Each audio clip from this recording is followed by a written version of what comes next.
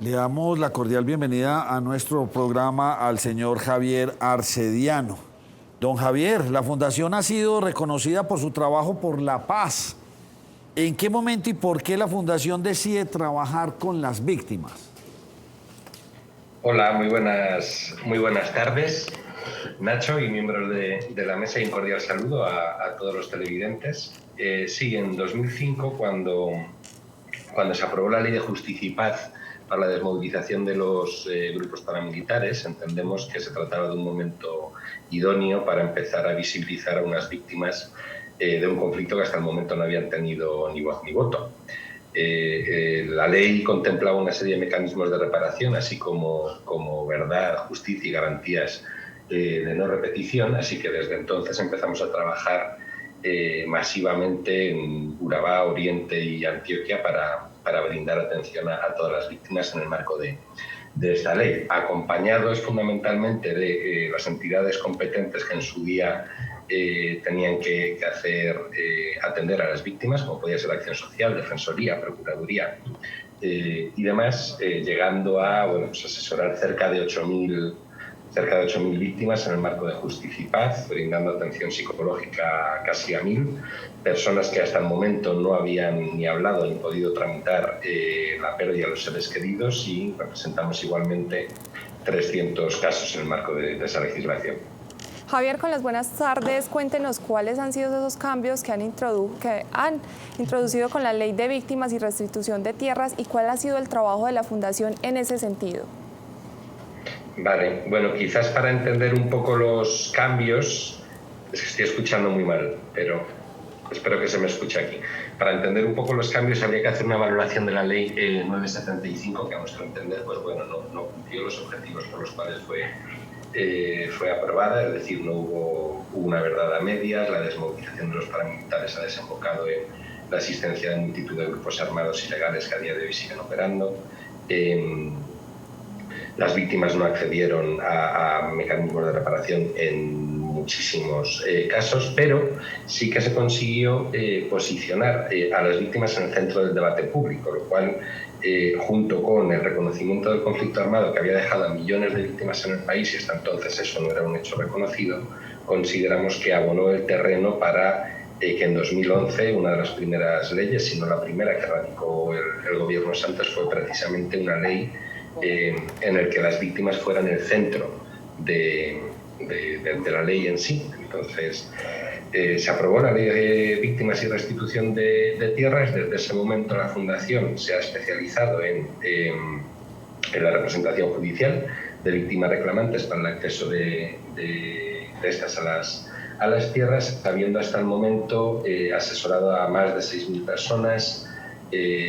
Representamos cerca de 1.000 casos en las etapas administrativas y judiciales. Hemos obtenido hasta el momento 61 sentencias que benefician directamente a más de 500 personas.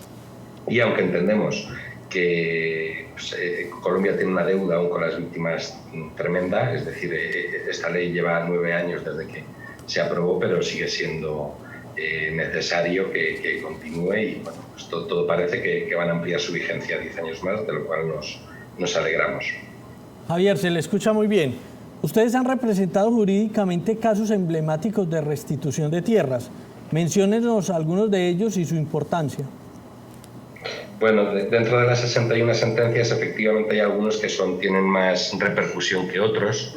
De pronto, el más sonado pudo ser el caso de Guacamayas, en Turbo, debido a los 10 años de litigio que duró el caso, hasta que, perdiendo en prácticamente todas las instancias procesales, hasta que en diciembre de 2018 la Corte Suprema le da la razón a las víctimas y le restituye los predios, lo cual no es emblemático per se, sino porque en esa misma sentencia se sembró jurisprudencia que ordenaba a todos los jueces del país que cada vez que les llegara un caso relacionado con temas de tierras, tenían que aplicar los principios de la 1448 y no los de Justicia y Paz.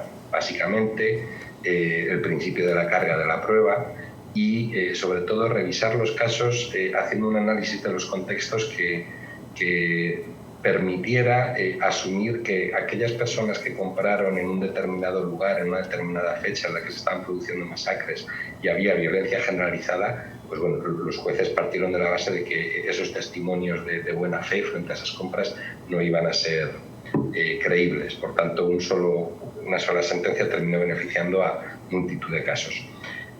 Otro caso emblemático pudo ser el caso de La Galleta, en el municipio de Montebello. Eso es de una sentencia proferida en mayo de este año, en el que en el juzgado primero de restitución de tierras de Antioquia obliga al ejército a efectuar un acto público de reconocimiento y pedido de perdón por el asesinato de 2 personas en la finca La Galleta en el año 2000.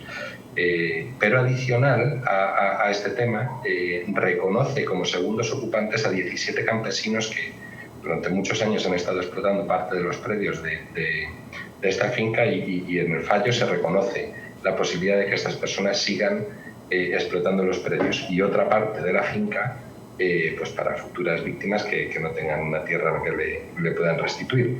Y esto es emblemático en la medida en la que es una de las quejas habituales de quienes se oponen a esta ley, es que no hay garantías para los segundos ocupantes, y nosotros lo que vemos tanto en este caso en específico como en otros muchos es que sí las está habiendo cuando se demuestra buena fe.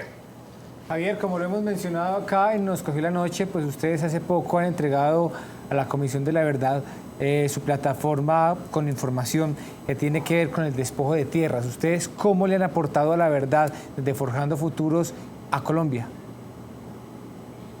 Y bueno, más allá de las opiniones personales que puede haber al interior de la Fundación, y obviamente las tenemos, procuramos cuando publicamos cualquier información, procuramos no centrarnos en nuestras opiniones, sino en datos sólidos.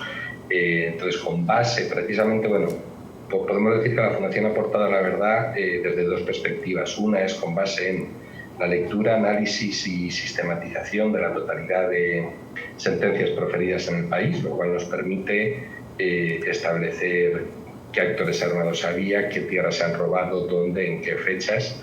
Pero no solamente eso. Con eso te permite hacer muchos cruces de información, que es precisamente lo que le entregamos a la Comisión de la Verdad recientemente.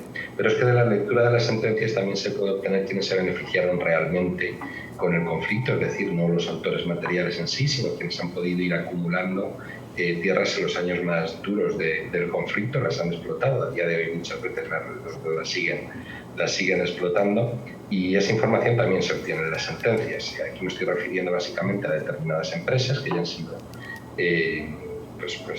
denunciadas por parte de los jueces y compulsado copias en la Fiscalía, y de los terceros civiles responsables. Y habría una segunda perspectiva, que sería la versión de las víctimas. Versión contemplada no únicamente en las demandas que radicamos en el marco de la Ley de Justicia y Paz, de la 1448, Víctimas y Restitución de Tierras, sino en la verdad de las 146 víctimas que representamos en el marco de la Jurisdicción Especial para la Paz, las cuales no solamente cuentan cómo se sucedieron los hechos desde sus puntos de vista, que fueron quienes la sufrieron, sino que además incluimos propuestas de reparación colectiva esbozadas por ellas mismas, sino desde Bogotá o desde Medellín o por nosotros, o por actores estatales, sino por las propias víctimas. Considero que esa sería la contribución máxima que hace la Fundación en términos de verdad. Pues Javier Arcediano, gracias por habernos acompañado, y ojalá que sigamos en este trabajo para resolverle tantos problemas a las víctimas que inocentemente cayeron en este conflicto. Muchas gracias por habernos acompañado. Muchas gracias, eso esperamos nosotros también. Feliz noche. Gracias, lo mismo. Vamos a hacer una pausa y volvemos con ustedes.